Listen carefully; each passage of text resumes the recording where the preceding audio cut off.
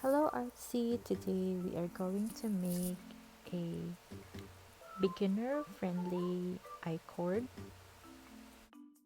You can choose the weight of yarn that you would like to use for this project, and you could also experiment the color scheme or the color combination.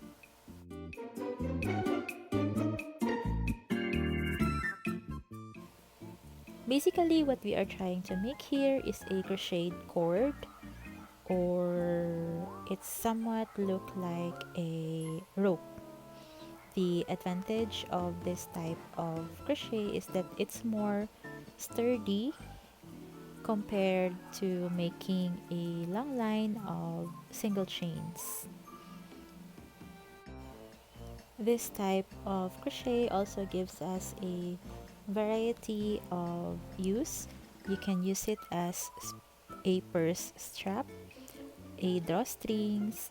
You could also make a lanyard, or these days you can make it as a mask strap, or you could also make a friendship bracelet.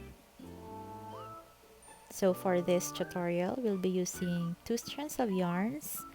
It would be up to you if you want to use the same color or two-tone color.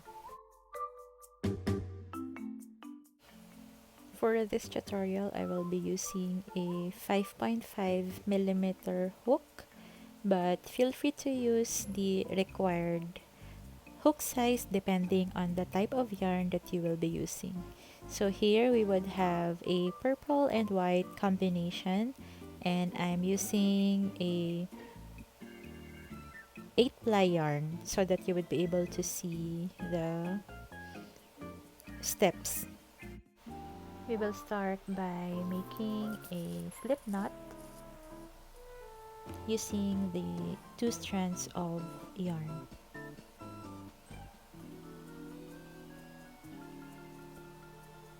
So make sure both strands are included in the slip knot. After making the slip knot, we should be able to choose which one is the tail yarn and the working yarn. In this tutorial, I'll be using the purple as the working yarn, so that would be the yarn on the right, and that would be the yarn that we will be holding, and then the white will be our tail yarn. So what we would do is we would manually wrap the tail yarn in our hook from the front to the back.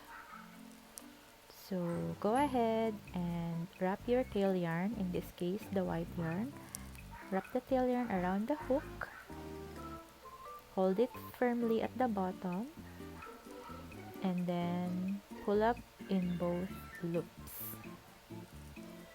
So you would notice that the tail yarn is on the left and the working yarn is on the right.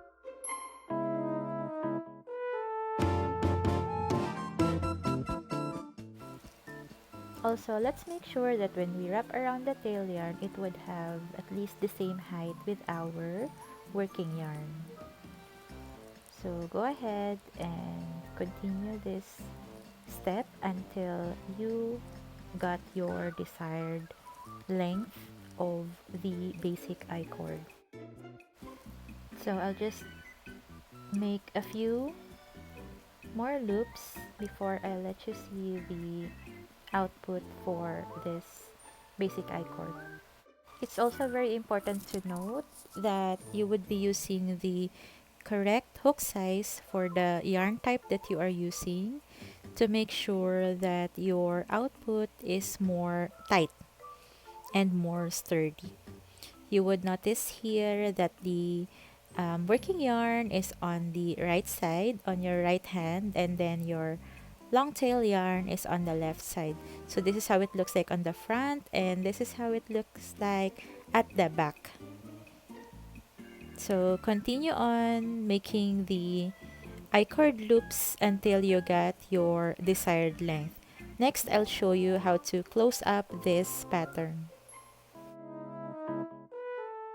Now I'm going to show you how to close the cord once you have your desired length of the I-cord. all you have to do is to pull up both loops of the two strands of yarn into our working yarn loop. Cut your working yarns and then pull out these strands. That's how you would close the I-Chord. So you just give it a bit of a tug so that it's tightly closed.